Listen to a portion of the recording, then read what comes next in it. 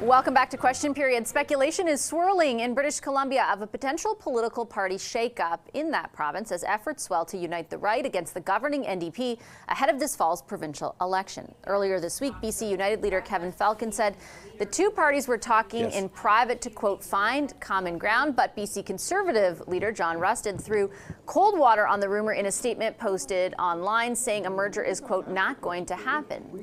As for BC's NDP leader and Premier David Eby, he had this to say about the potential move. In a few short months, British Columbians will have an important choice to make. It's shaping up to be the starkest choice in a generation. Now, whatever ultimately happens between their parties, this week John Rustad and Kevin Falcon let the mask slip. They told us whose side they're on.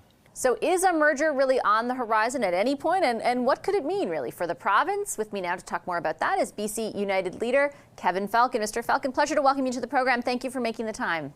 Well, thanks very much for having me, Vashi. I'll start off with a really blunt question. Is this merger a possibility? No, not a formal merger. That's never really been a real possibility for two main reasons. One, there's the practical reasons of trying to do something like that 5.5 months before an election. Very, very difficult, largely not possible. And the other reason is that we can't merge with BC Conservatives. And I want to be clear, they're not connected to the federal Conservative Party because the BC Conservatives have candidates that have very extreme views that would be unacceptable to most British Columbians, I expect most Canadians. And because of that, just from a values point of view, I can't run with people that have views like that. However, there are good people that work for the party and support the party, and I want to make sure that we respond to what we hear from British Columbians, myself and the leader of that fourth party, John Rustad.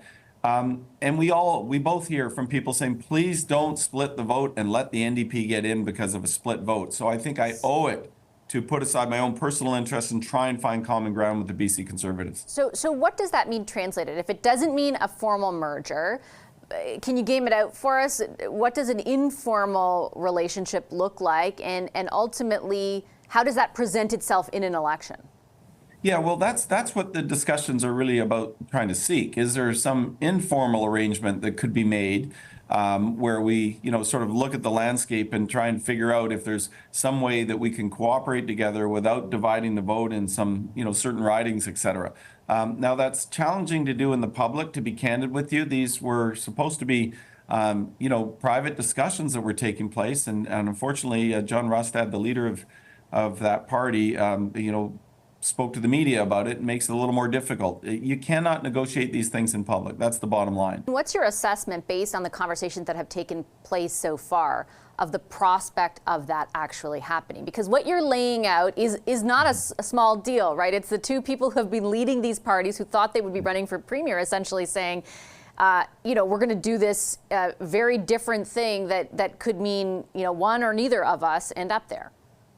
Well, look, the prospects are really tough, but I owe it to all the people that support us, and we have a lot. We've got over 55,000 members across the province, and all the people that support us and want us to win and form government are also saying to us, please, if there's any prospect of trying to minimize or eliminate that vote split, please make the effort to do so. So I'm genuinely committed to doing that. Look, I got back into politics not because I needed a job, but because I was concerned about my 14-year-old and 11-year-old and that generation's future in British Columbia. It's really under threat right now because we've got, a crime out of control on our streets. This reckless drug decriminalization nonsense of this government has been disastrous for BC, and the economy is the slowest growth economy in the country when we used to lead the country. So these are all reasons why we've got to fix things, get things back on track, and put the interests of the broader public ahead of our own self-interest. What kind of responsibility do you bear, Mr. Falcon, for being unable to convince British Columbians that your party and you as leader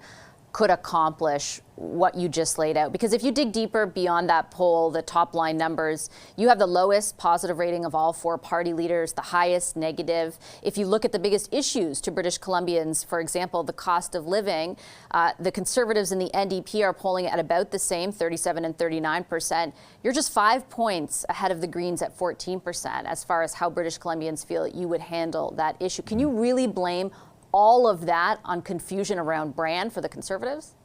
Well, I think you just have to be so careful about polling. And I'll just give you two recent examples.